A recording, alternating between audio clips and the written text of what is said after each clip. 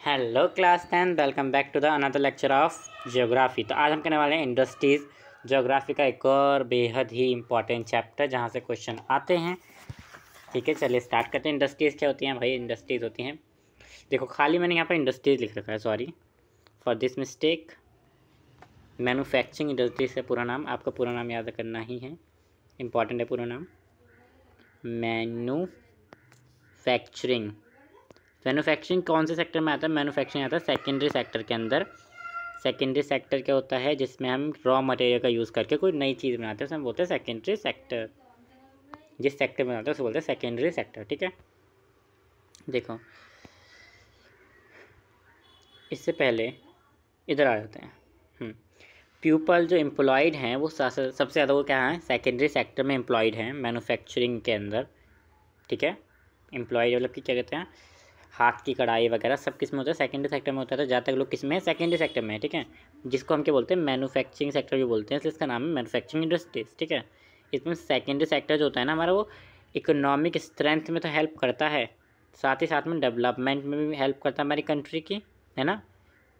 हमारी manufacturing industries एक और पॉइंट मिल चुका है, तो इस पॉइंट को याद रखेंगे। मैन्युफैक्चरिंग इंडस्ट्रीज़ हमारी कंट्री के डेवलपमेंट में हेल्प करती हैं, याद रखेंगे point. Important of manufacturing industries आ जाते हैं। मैन्युफैक्चरिंग इंडस्ट्रीज़ मॉडर्नाइज करती हैं एग्रीकल्चर को आगे लेके जाती हैं। बैकबोन ऑफ एग्रीकल्चर इकोनॉमिकल हैं। इकोनॉमिक की बैकबोन कौन है? Manufacturing industries. वो एग्रीकल्चर को प्रमोट करती हैं। अगर वो रॉ मटेरियल से कुछ कहते हैं, अगर उन्हें मिल भी गया कोई रॉ मटेरियल, उसे वो फर्टिलाइजर्स नहीं बनाएंगे तो किसान कैसे काम चलाएंगे अपना, है ना। अगर वो कोई नहीं बनाएंगे खोद के तो किसान कैसे काम चलाएंगे? तो सब काम है, मैन्युफैक्चर बोल रहा है ना। तो इंडस्ट्री डेवलपमेंट देखो हमारी जब इंडस्ट्रियलाइजेशन नहीं आया था, हमने पढ़ा था इंडस्ट्रियलाइजेशन चैप्टर है, उसकी वीडियो भी डाल दूंगा मैं अगर आपको चाहिए तो। इंडस्ट्रियलाइज चैप्टर में क्या पढ़ा था कि भाई जो किसान, जो हमारी नॉर्मल मिडिल क्लास जनता थी ना, उसको कुछ नहीं था, उसके पास कुछ नहीं था, वो बेकार थी बेचारी, अनपढ़ गंवार थी। पर जैसे इंडस्ट्रीज़ आई जो हमारी मिडिल क्लास जनता थी, तो काम मिल गया। तो काम किसने बढ़ाया? प्रॉपर्टी रिड्यूस करी, एम्प्लॉयमेंट दी, अंडर एम्प्लॉयमेंट लोगों को निकाला किसने? मैन्युफैक्चरिंग इंडस्ट्रीज़ ने। ठीक है, मैन्युफैक्चरिंग इंडस्ट्रीज जो होती हैं वो क्या कहते हैं, हमारी ट्रेड को भी एक्सपेंड करती हैं, फॉरेन एक्सचेंज में हेल्प करती हैं कि ये सामान लो वो सामान दो। फॉरेन एक्सचेंज मतलब कि एक कंट्री से दूसरे कंट्री के बीच में एक्सचेंज, ट्रेड करना। ठीक है, ठीक है, ठीक है, ठीक है। कंट्रीज ट्रांसफॉर्म रॉ मटेरियल को एक वाइल्ड फिनिश्ड प्रोडक्ट बनाती हैं जो कि जीडीपी में काउंट होता है। ठीक है, जीडीपी में काउंट क्या होता है? फाइनल प्रोडक्ट काउंट होता है। ठीक है, हम पढ़ के आ चुके हैं सेक्टर ऑफ इंडियन इकोनॉमी में। ठीक है, एक बार और रिवाइज करते हैं। मोनेटाइज करते हैं एग्रीकल्चर को, बैकबोन ऑफ इकोनॉमिक है, पॉवर्टी रिड्यूस करने में हेल्प करी है इन्होंने हमारी, क्या कहते हैं, एक्सपेंड करने में, ट्रेड को एक्सपोर्ट करने में मटेरियल्स को हेल्प करता है, इसका हेल्प आती है ना। रॉ मटेरियल का हम फिनिश प्रोडक्ट बनाते हैं। ठीक है, और एक सबसे इम्पॉर्टेंट जो मैंने यहाँ पे बताया, डेवलपमेंट में हेल्प करती हैं। ठीक है, ठीक है, ठीक है, ठीक है। क्लासिफिकेशन ऑफ इंडस्ट्रीज हम पहले बाद में पढ़ेंगे, इधर आ जाओ। Factors effecting location of industry की लोकेशन कैसी होनी चाहिए? फिजिकल फैक्टर में देखें तो जहाँ पर कच्चा सामान सस्ता मिलेगा, जहाँ पर रॉ मटेरियल ही सस्ता मिलेगा, वहाँ पर चीज़ें, उस रॉ मटेरियल से बनाई गई चीज़ें भी महंगी बेच सकते हो तुम, है ना। फेवरेबल क्लाइमेट जहाँ का अच्छा होगा वहाँ पर, है ना। जहाँ पर एनर्जी, जहाँ पर लाइट ही नहीं है, वहाँ पर तुम कैसे दिन रात काम करोगे?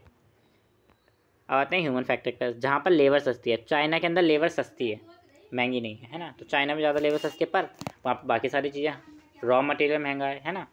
अब आता है कैपिटल के ऊपर। कैपिटल क्या होता है? कैपिटल होता है पैसा। जब पैसा ही नहीं होगा तुम घंटा को सुखाड़ लोगे। और फिर मार्केट, अगर मार्केट पास में होगी तो तुम ज़्यादा अच्छे से कर पाओगे। एंटरप्रेन्योरशिप, तुम्हारे अंदर एंटरप्रेन्योरशिप स्किल्स भी होनी चाहिए उसी के लिए। ट्रांसपोर्ट एंड कम्युनिकेशन, तुम्हारा आसपास की जगहों से ट्रांसपोर्ट भी होना चाहिए और कम्युनिकेशन भी होनी चाहिए, बातचीत होनी चाहिए। गवर्नमेंट की पॉलिसीज़ याद रखनी है तुम्हें, गवर्नमेंट के कोई रूल को नहीं तोड़ना है, वरना तो बैंक करप्ट हो जाओगे। ठीक है, ठीक है, ठीक है, ठीक है, ठीक है। इतना समझ में आ गया, इसमें कोई बात तो नहीं थी इसमें कोई। क्लासिफिकेशन ऑफ इंडस्ट्री का क्लासिफिकेशन हमने 5 तरीक़ों से किया है ना। सबसे पहले जो इंडस्ट्री का क्लासिफिकेशन वो है on the basis of raw material के बेसिस पे हमने बांटा है इंडस्ट्रीज़ को। तो जो रॉ मटेरियल के बेसिस पे कैसे बांटा है, एक तो होती है हमारी मिनरल वेस्ट और एक होती है हमारी agro waste. Minerals based mineral based industries क्या होती हैं, जहाँ पर मिनरल्स पाए जाते हैं। आयरन, एल्यूमिनियम, मशीन जिस चीज़ से बनती है वो क्या होते हैं, मिनरल्स होते हैं। मिनरल्स का मिलते हैं, धरती में मिलते हैं। जो धरती से मिलते हैं ना बोलते हैं मिनरल बेस्ड इंडस्ट्री। ठीक है। अब आता है एग्रो बेस्ड, मतलब कि खेती से मिली हुई इंडस्ट्री। खेती में सिर्फ सब्जी उगाना आता है नहीं, खेती में कॉटन उगाना, जूट उगाना, सिल्क उगाना, सब कुछ आता है। ये सब किसके अंदर आएगा, एग्रो बेस्ड इंडस्ट्री के अंदर आएगा, on the basis of raw material. ठीक है। सेकेंड इंडस्ट्री है on the basis of source of raw material. कहाँ से मिल रहा है वो सोर्स ऑफ रॉ मटेरियल। देखो, एक है basic, then consumer. Basic industries कौन सी होती हैं, वो इंडस्ट्रीज़ जो सप्लाई करती है प्रोडक्ट को एज अ रॉ मटेरियल, उन्हें बोलते हैं बेसिक इंडस्ट्रीज़, है ना, मैन्युफैक्चरिंग उसको है ना। पर जो कंज्यूमर इंडस्ट्रीज होती हैं वो प्रोड्यूस करती हैं डायरेक्टली कंज्यूमर को, मतलब कि डायरेक्टली नहीं देते।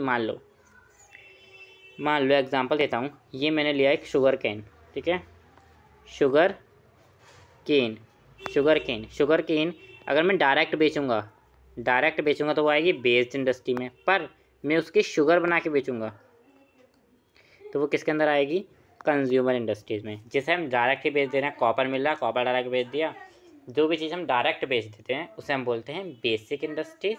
जिसको हम बदल के बेचते हैं उसे हम बोलते हैं कंज्यूमर इंडस्ट्रीज़। नेक्स्ट क्या है हमारी, नेक्स्ट है on the basis of raw material, source of raw material जो भी है छोड़ो। On the basis of capital, ये किस करती है, on the basis of main role. ठीक है, ये वे किस पर हैं, कैपिटल, मतलब कि लार्ज स्केल पे काम हो रहा है, स्मॉल स्केल पे। लार्ज स्केल पे और स्मॉल स्केल पे। स्मॉल स्केल मतलब छोटी जगह पर, मैक्सिमम 1 करोड़ हो सकता है बस, ज़्यादा नहीं हो सकता। लार्ज स्केल जहाँ पे बहुत सारा, मोर देन 1 करोड़ की इन्वेस्टमेंट की गई है, बहुत सब मतलब बहुत कुछ करा गया, AC लगवा दिया, वगैरह वगैरह करवा दिया, इंडस्ट्री को एकदम चकाचक बना दिया, उसे बोलते हैं लार्ज स्केल। बड़ी जगह पे करा तो लार्ज स्केल, छोटी जगह पे करा तो small scale. Large scale more than 1 crore होता है और small scale less than 1 crore होता है। अब आते हैं इंडस्ट्रीज़ को क्लासिफिकेशन करते हैं on the basis of ownership. Private sector होते हैं, पब्लिक सेक्टर होते हैं, जॉइंट सेक्टर होते हैं, कॉरपोरेट सेक्टर होते हैं। पब्लिक सेक्टर के होते हैं जो कि गवर्नमेंट चलाती है, जिन्हें सिर्फ गवर्नमेंट चलाती है और कोई नहीं चलाता है। गवर्नमेंट की गाइडलाइन चलती हैं वहाँ पर, जैसे कि हमारा गवर्नमेंट स्कूल, वो किसके अंदर आएगा, गवर्नमेंट के, वो क्या होगा, पब्लिक सेक्टर। किसके अंदर आता है, गवर्नमेंट की गाइडलाइन उनके अंदर चलती हैं। प्राइवेट सेक्टर जिसे हम चला लेते हैं, लाइक प्राइवेट स्कूल गवर्नमेंट के अंदर नहीं आता, वो प्राइवेट टीचर्स के अंदर आता है। पर गवर्नमेंट देखती है कुछ गलत तो नहीं पढ़ा रहे, मतलब गवर्नमेंट देखती है पर वो डायरेक्टली इन्वॉल्व नहीं होती उसमें। ठीक है।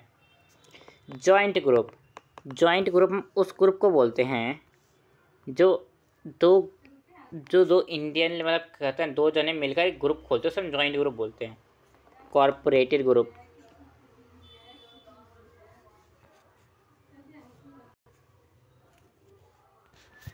कॉरपोरेट इंडस्ट्री बोलते हैं जहाँ पे हम इंडस्ट्री खोलते हैं और वहाँ के लोग हमें कॉरपोरेट करते हैं, उसे बोलते हैं हम कॉरपोरेट सेक्टर। जॉइंट सेक्टर किसे बोलते हैं, जब हम ग्रुप के साथ, किसी ग्रुप के साथ या फिर कोई गवर्नमेंट के साथ मिलकर हम एक जॉइंट सेक्टर खोलते हैं, उसमें बोलते हैं जॉइंट सेक्टर। कुछ भी खोलते हैं तो जॉइंट सेक्टर बोलते हैं। गवर्नमेंट और बच्चे या फिर बोलते हैं बड़े बूढ़े जो भी हैं, पब्लिकली पीपल्स और गवर्नमेंट के बीच में जो होता है उसे हम बोलते हैं जॉइंट सेक्टर। पब्लिक सेक्टर जो गवर्नमेंट के अंदर आता है। प्राइवेट सेक्टर जिसमें हम खुद से कुछ खोलते हैं उसे प्राइवेट सेक्टर बोलते हैं। ये हम सेक्टर ऑफ इंडियन इकोनॉमी में पढ़ चुके हैं। ठीक है। On the basis of bulk, मतलब कि वेट के हिसाब से देखेंगे, हैवी इंडस्ट्रीज और लाइट इंडस्ट्री, भारी इंडस्ट्री और हल्की इंडस्ट्री। जहाँ पर हैवी रॉ मटेरियल यूज़ होता है, स्टील और आयरन जैसे भारी चीज़ें यूज़ होती है, उसे बोलते हैं हैवी इंडस्ट्री। पर आयरन इंडस्ट्री वो होती है जहाँ पे बहुत पतली चीज़ें यूज़ होती हैं, लाइक तार बनाना हो गया या फिर इलेक्ट्रिसिटी का कोई काम हो गया, वो हम बोलते हैं लाइट इंडस्ट्री के अंदर है, क्योंकि उसमें लाइट यूज़ होते हैं। ठीक है, लाइट यूज़ होती है एक तरीके से, light as a raw material use होती है। देखो तो ऐसे ही नहीं बन जाते। टेक्सटाइल इंडस्ट्री, देखो यहीं पे हमारा ख़त्म हो चुका है। आई थिंक टेक्सटाइल कॉटन ही तो इंडस्ट्रीज़ के नाम आ गए इसके बाद, है ना। यहाँ पे ख़त्म हो चुका है। एक बार क्विक रिवीजन कर लें। On the basis of raw material, mineral based industries, agro based industry. Agro मतलब एग्रीकल्चर से, मिनरल्स मतलब जो हमारे धरती में हमें ओर से मिलता है, मिनरल्स न्यूट्रिशंस, होती है basic industries and consumer industry. Basic, जो बेसिक चीज़ें हम तुरंत बेच देते हैं। कंज्यूमर, जिसको हम बदल के बेचते हैं, जिसको हम मैन्युफैक्चर करके बेचते हैं, उसे बोलते हैं। ठीक है। कैपिटल, कैपिटल के हिसाब से कैसे डाला है, large scale small scale. Large scale में मोर देन 1 करोड़ लगते हैं इंडस्ट्री को सेटअप करने में, पर स्मॉल स्केल में हम लेस देन 1 लगाते हैं, 1 करोड़ लगाते हैं बस। फिर आता है हमारा classification of sector. Public sector public के लिए, गवर्नमेंट के अंडर है। प्राइवेट सेक्टर हमारे अंडर है। जॉइंट सेक्टर गवर्नमेंट और हमारे अंडर है। और कॉरपोरेटिंग सेक्टर, जब हम किसी कहीं पे भी फैक्ट्री खोलते हैं तो वो वहाँ के जो लोग हैं वो हमें कॉरपोरेट करते हैं, उसे बोलते हैं कॉरपोरेटिंग सेक्टर। और हैवी इंडस्ट्री, जहाँ पर हैवी सामान यूज़ होता है। लाइट इंडस्ट्री, जहाँ पर light as a mineral use होती है। यहाँ पे हम जब रखते हैं टेक्सटाइल इंडस्ट्रीज़ को, जो हमारी फाइबर प्रोडक्शन होती है ना, वो हमारी एक रॉ फाइबर होती है। उसके बाद होता है स्पिनिंग। स्पिनिंग मतलब कि जो हमने लिया है फाइबर या कॉटन, उसके धागे निकालना, उससे हम बोलते हैं स्पिनिंग। जो धागे निकलते हैं उनको बोलते हैं हम यार्ड। ये याद रखना, CBSE सबसे फिरकी लेने के लिए इसके बीच में ना कुछ खाली खाली छोड़ देता है, तुम्हें दे देता है। तुम कहते हो यार ये तो हमने ज़्यादा पढ़ा ही नहीं, हमें लगा ये आएगा ही नहीं, पर ये आ जाता है कभी कभी, है ना। उसके बाद आता है वीविंग, मतलब कटिंग करना, मतलब फाइब्रिक करना। ठीक है। उसके बाद हमारा डैनिंग, मतलब फिनिश प्रोडक्ट निकलता है। ठीक है। जब हम गवर्नमेंट को देते हैं, मैन्युफैक्चर हो जाता है, मतलब गोले बनाने हैं या फिर कुछ जो भी बुनाई वुनाई करनी है, जो भी करना है, वो फाइनल प्रोडक्ट होता है जिसके हम एक्सचेंज करते हैं पैसे और देते हैं। ठीक है।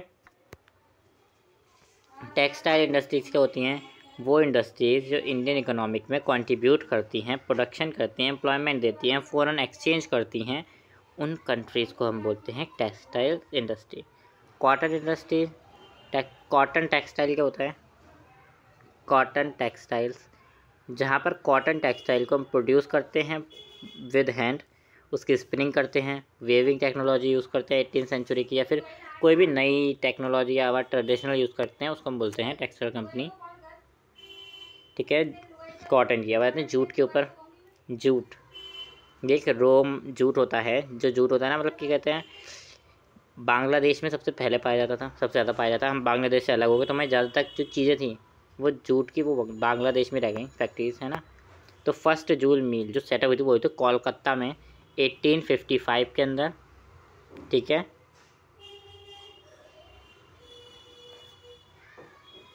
हमारा 403 है ना, इतना 3/4 हिस्सा कहाँ पर है, सिर्फ बांग्लादेश में है हमारा। इतनी हमने बांग्लादेश के अंदर इतनी फैक्ट्रीज लगा रखी थी, फिर बांग्लादेश हमसे अलग हो गया तो हमारी फैक्ट्रीज भी उसी के साथ चली गई। शुगर इंडस्ट्रीज़, चीनी की इंडस्ट्रीज़, शुगर इंडस्ट्रीज़ जो होती हैं वो ऑक्यूपाई करती हैं। फर्स्ट यहाँ पर हुई थी, वो क्या कहते हैं, गुड़ बनाना, खांड बनाना, सुना होगा ना। उससे सबसे पहले क्या बनता है, गुड़ बनता है। खांड बनती है किससे, गन्ने से। किससे, गन्ने से। ठीक है। इंडस्ट्रीज, ये इंडस्ट्री जो होती है ना, इसकी भी मिल्स खुलती हैं उत्तर प्रदेश, बिहार, महाराष्ट्र, कर्नाटका, तमिलनाडु, आंध्र प्रदेश, गुजरात, पंजाब, हरियाणा, मध्य प्रदेश। यहाँ पर 60% ऑफ, देखो हमारे पास 100% लेकर चलते हैं, उसमें से सिर्फ 60% यूपी के अंदर है शुगर की चीज़ें। मतलब कि 60% जो गन्ना उगता है वो उगता है यूपी के अंदर और बिहार के अंदर। इन दोनों को मिला लें तो 60% उगता है इन दोनों के अंदर बस, और कहीं ज़्यादा गन्ना नहीं उगता। ये सीजनल है इन नेचर, ये इंडस्ट्रीज क्या होती है, सीजनल होते हैं नेचर। जिस दिन ज़्यादा गन्ना उगता है उस दिन होती हैं एक तरीके से। ठीक है। इधर हाईलाइट करना भूल गया क्या मैं, ऐसा अच्छा नहीं लग रहा।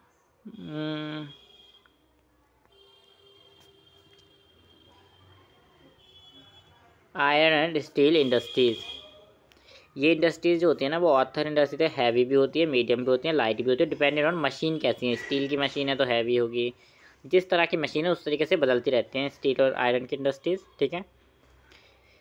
ये जो है हमारे, जहाँ पर सबसे पहले स्टील जो है ना वो एक हैवी इंडस्ट्री की तरह माना जाता है, बिकॉज इसका रॉ मटेरियल जो होता है ना वो बहुत ही बल्कि, मतलब बहुत भारी होता है, तो ये रॉ मटेरियल की तरह माना जाता है। इसकी कॉस्ट भी होती है, ट्रांसपोर्ट करना है तो उधर भारी सामान को किसी, तो ज़्यादा टाइम लगेगा, ज़्यादा पैसा लगेगा, ज़्यादा एनर्जी लगेगी, तो इस वजह से हैवी माना जाता है इन्हें। ठीक है। ये जो हमारा स्टील बनता है ना, जब आयरन, कोल और लाइमस्टोन, ये 4:1 देखो ये रेट ये ढंग से लिखा हुआ नहीं है, मैं यहाँ पर ढंग से लिख देता हूँ, बाद में तुम बोलोगे।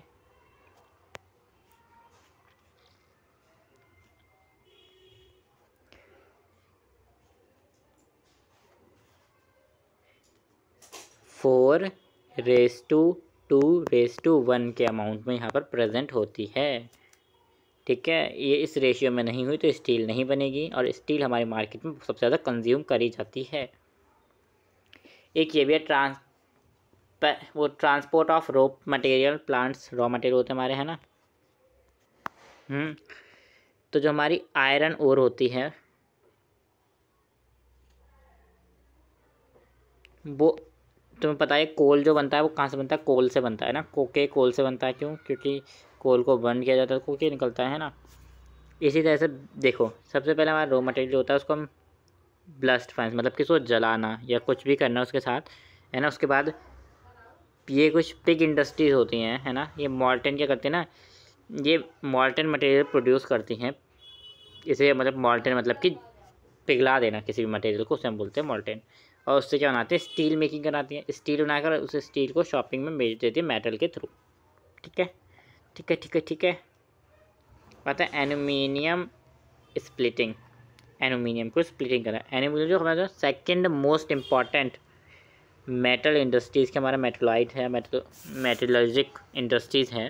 ठीक है, सेकंड मोस्ट, है ना। ये बहुत ही लाइट रेसिस्टेंस, कोरोजन और कंडक्शन, ये बहुत अच्छा good conductor of heat and electricity होती है। ये मैलिएबल होती है, मतलब कि हम इनको फिक्स छोटी छोटी शीट्स में निकाल सकते हैं, है ना। ये डक्टाइल होती है, मतलब कि हम इसकी वायर्स बना सकते हैं, है ना। ये सब कर सकते हैं हम, है ना। इसको क्या कहते हैं, ये स्टील, कॉपर, जिंक, ये सब इंडस्ट्रीज़ का लेड कन है। ये हमारी एल्यूमिनियम इंडस्ट्री, एल्यूमिनियम इंडस्ट्री जो होती है वो कहाँ पर लोकेटेड है, जहाँ तक वो Bangla, Uttar Pradesh, Chhattisgarh, Tamil Nadu, Maharashtra, Orissa, west Bengal, Kerala. Chemical industries, ये वो इंडस्ट्रीज है वो फास्ट हमारे यहाँ पे सबसे फास्ट ग्रो हुई हैं, क्योंकि हमारे यहाँ केमिकल की बहुत ज़रूरत थी। ये बहुत दोनों में पाए जाते हैं, लार्ज स्केल। कुछ कुछ इंडस्ट्री होती है वो लार्ज स्केल पे केमिकल बनाती हैं, कुछ इंडस्ट्रीज होती हैं वो छोटे स्केल पे केमिकल बनाती हैं। तो ये ऑर्गेनिक और इनऑर्गेनिक सब्सटेंस, और देखो कुछ इंडस्ट्रीज होती है जो ऑर्गेनिक से बनाती हैं केमिकल्स, कुछ होती है जो इनऑर्गेनिक से बनाती हैं, है ना। तो ये दोनों सेक्टर्स के अंदर आता है, ऑर्गेनिक और इनऑर्गेनिक के भी अंदर। इनऑर्गेनिक का क्या है, सल्फ्यूरिक एसिड एग्जांपल हो गया, है ना। फर्टिलाइजर्स, ये सब क्या है, इनऑर्गेनिक है। ठीक है, प्लास्टिक, सोडा, ये सब इनऑर्गेनिक है। यहीं पे लिखा हुआ है इनऑर्गेनिक, याद कर लेना 2-3 नाम। अब आते हैं इधर, जब 4 से 5 वक्त, रुको ज़रा, इन सबको मिला देंगे, इन दोनों को मिला देंगे, तब जाके हमारा 1 टन एल्यूमिनियम बनता है। सोच रहे हो कितनी हवा है एल्यूमिनियम की। ठीक है, ये आप पढ़ लेना, इसमें कुछ ज़्यादा हार्ड है नहीं, ये पूछा भी नहीं आता, ये नहीं पूछा जाता, तो इम्पोर्टेंट मैं बताता जा रहा हूँ। ठीक है, फर्टिलाइजर से आ जाते हैं, जो कि फर्टिलाइज़र बनाते हैं किसके लिए, नाइट्रोजन फर्टिलाइजर्स होते हैं जो यूरिया से बनते हैं मेनली। ठीक है, फॉस्फेट फर्टिलाइजर्स होते हैं, एल्यूमिनियम फॉस्फेट। ठीक है, कॉम्प्लेक्स फर्टिलाइजर्स होते हैं, नाइट्रोजन फॉस्फेट, ये सब के, पोटेशियम सब के फर्टिलाइजर्स पाए जाते हैं, क्योंकि हमारे प्लांट को सब चीज़ों की ज़रूरत होती है। जैसे हमें vitamin A B C D E F G H I J K L M N P Q R S T U V, इन सब की ज़रूरत होती है। वैसे ही हमारे प्लांट्स को भी बहुत सारी चीज़ों की ज़रूरत होती है, इस वजह से सब में पाए जाते हैं। ठीक है, आफ्टर ग्रीन रेवोल्यूशन इंडस्ट्रीज सबसे ज़्यादा एक्सपेंड हुई हैं, कहाँ पर, गुजरात, तमिलनाडु, उत्तर प्रदेश, पंजाब, केरला, इन सब जगह पर, है ना। आंध्र प्रदेश, उड़ीसा, इन सब जगह पर भी बहुत ज़्यादा फर्टिलाइजर्स की फैक्ट्री देखी गई हैं। कब, आफ्टर ग्रीन रेवोल्यूशन ही फर्टिलाइजर्स को लाया था, इस वजह से इसकी इंडस्ट्री ज़्यादा देखने को मिली हैं। आते हैं सीमेंट इंडस्ट्रीज़। आज हम अपना घर कैसे बना रहे हैं, सीमेंट के थ्रू बना रहे हैं। ब्रिजेस, फैक्ट्रीज, एयरपोर्ट, सब किससे बन रहे हैं, डैम, सब फिजिक्स बोल रहा हूँ, सीमेंट से बन रहे हैं। सीमेंट में क्या है, cement full can heavy industries के अंदर आता है, भारी इंडस्ट्रीज़ के अंदर आता है ना। इनका जो रॉ मटेरियल होता है वो होता है लाइमस्टोन। ठीक है, जिप्सम हो गया, कोल हो गया, इलेक्ट्रिक पावर हो गई, ये सब इसके अंदर क्या होता है, काम आता है ट्रांसपोर्ट में इसके कुछ चीज़ें। गुजरात और चेन्नई के अंदर ये पाया जाता है सबसे ज़्यादा, ठीक है। 1904 में after independence the industries expand. After independence हमारी इंडस्ट्री इतनी बड़ी हो गई हैं, हमारे पास टाटा है, गूगल है, टाटा है, ठीक है। अब आते हैं ऑटोमोबाइल इंडस्ट्रीज़। ये भी बहुत जल्दी व्हीकल्स, लोगों को जाने की बहुत परेशानी होती थी। आज हम एक टाइम पर यहाँ से वहाँ जा सकते हैं एक दिन में, या फिर जैसे 2-3 दिन में। पर पहले क्या होता था, पहले लोगों को पैदल पैदल जाते थे, टाइम लग जाता था। कोई रेलगाड़ी से जा रहा है, कोई जुग्गी से जा रहा है, कोई किसी से जा रहा है, तो बहुत टाइम लगता था, बहुत ही ज़्यादा टाइम, ठीक है। पर अब ऐसा नहीं है, हमारे पास ट्रक, कार, मोटरसाइकिल सब कुछ आ सके। अब 2 पहिया, 3 पहिया, 4 पहिया, 5 पहिया, 10 पहिया सब आ चुका हमारे पास, है ना। सब कुछ हमारे पास, है ना। इसकी ये जो इंडस्ट्रीज़ है हमारी ऑटोमोबाइल्स की, जिसमें 2 पहिया, 3 पहिया सब आते हैं, इनकी डिमांड करेगी, ये आए। ये दिल्ली, मुंबई, पुणे, चेन्नई, कोलकाता, लाहौर, फरीदाबाद, बेंगलोर, लखनऊ, इन सब जगह पर आई हैं। अब आते हैं इंफॉर्मेशन टेक्नोलॉजी, आईटी। देखो यहाँ पर भी है, इलेक्ट्रॉनिक इंडस्ट्री, ये इसके ऊपर आते हैं। इंफॉर्मेशन टेक्नोलॉजी यहाँ पर भी आ चुकी है, ठीक है।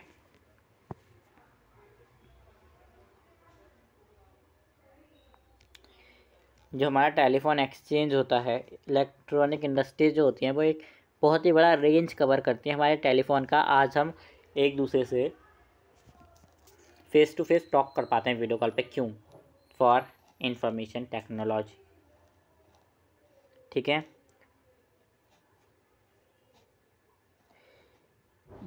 आज इंडिया से हम कन्याकुमारी कहीं पे भी ले, सब जगह फ़ोन है, सब जगह सब चीज़ पता है, सब जगह सारी फैसिलिटीज़ हैं। हम सारी न्यूज़ देख पा रहे हैं कि आज किस जगह पर क्या हो रहा है हमारे इंडिया में।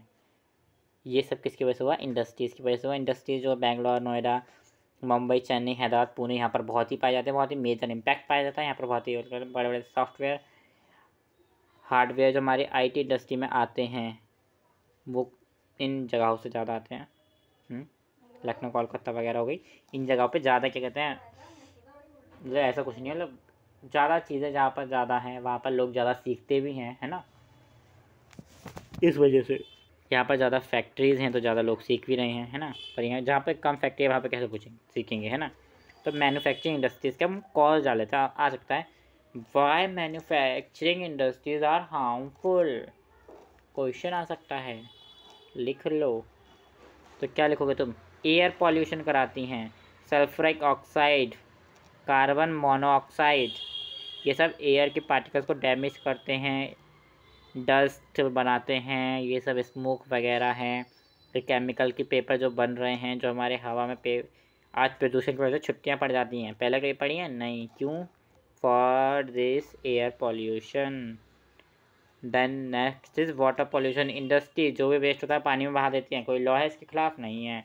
पानी सफ़ेद पड़ चुका है, आप देख रहे हो सफ़ेद सफ़ेद झाग से आ गए उसके ऊपर, किस वजह से? क्योंकि उसके अंदर ऑर्गेनिक, इनऑर्गेनिक सारा वेस्ट डाल दो, जो भी है पाइपलाइन के थ्रू डाल देते हैं, केमिकल सब कुछ डाल देते हैं इंडस्ट्रीज़। इससे हमारी इको लाइफ, मतलब इको बोल रहा हूँ, वाटर लाइफ भी जो होती है हमारी, वो भी डिस्टर्ब होती है। आते हैं थर्मल पॉल्यूशन। थर्मल पॉल्यूशन क्या होता है भाई? जब हम पावर का गलत तरीके से यूज़ होते हैं या हार्मफुल पावर आती है, तो हम बोलते हैं थर्मल पॉल्यूशन, ठीक है। जैसे कि जब हम देखते हैं कि न्यूक्लियर पावर प्लांट जो होते हैं वो हम लगा रहे हैं, तो उनसे ज़्यादा हीट निकल रही है, ज़्यादा डैमेज पहुंच रहा है वहाँ के लोगों को, तो हम उसे बोलते हैं थर्मल पॉल्यूशन। नॉइज़ पॉल्यूशन, बहुत ज़्यादा शोर मचाना, किसी के ऊपर फिजिकल हेल्थ पे फ़र्क पड़ सकता है, आपके हार्ट, ब्लड, ये सब इंक्रीज़ हो सकते हैं, ब्लड लेवल इंक्रीज़ हो सकता है, हार्ट अटैक आने की संभावना बढ़ जाती है, ठीक है। किसके कारण? एक नॉइज़ के कारण, नॉइज़ पॉल्यूशन के कारण। कैसे कंट्रोल करें इसे? How could control? Minimize use कर सकते हैं हम वाटर का, हार्वेस्टिंग कर सकते हैं, वाटर की बचा सकते हैं। हमने पढ़ा है वाटर रिसोर्स के अंदर हार्वेस्टिंग ऑफ वाटर, ठीक है। हम प्राइमरी, सेकेंडरी और टर्शरी ट्रीटमेंट दे सकते हैं।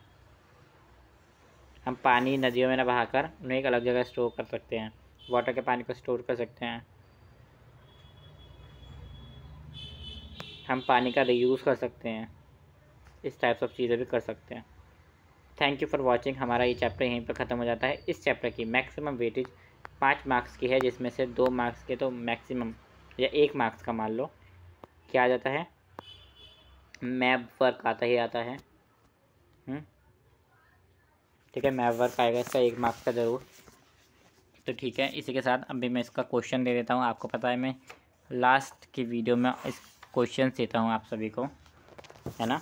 तो आपको मैं बहुत ही सिंपल सा क्वेश्चन दूंगा, ज़्यादा भारी क्वेश्चन नहीं दूंगा, ठीक है। और जो इम्पोर्टेंट क्वेश्चन है वही देता हूँ। तो मैं आपको आज एक क्वेश्चन ना देकर आपको एक चीज़ याद करने के लिए दूंगा, आप उसको याद कर लेंगे तो ज़्यादा अच्छा रहेगा। ये क्लासिफिकेशन ऑफ इंडस्ट्रीज़ अगर आप ये पाँचों के पाँचों याद कर लेंगे, यहाँ से एक 4 मार्क्स का 5 मार्क्स का क्वेश्चन बनता ही बनता है ना। तो आप यहाँ से याद कर लेंगे, बहुत इंपॉर्टेंट है ये, ठीक है। तो ये मैं आपको याद करने के लिए दे रहा हूँ आज के लिए।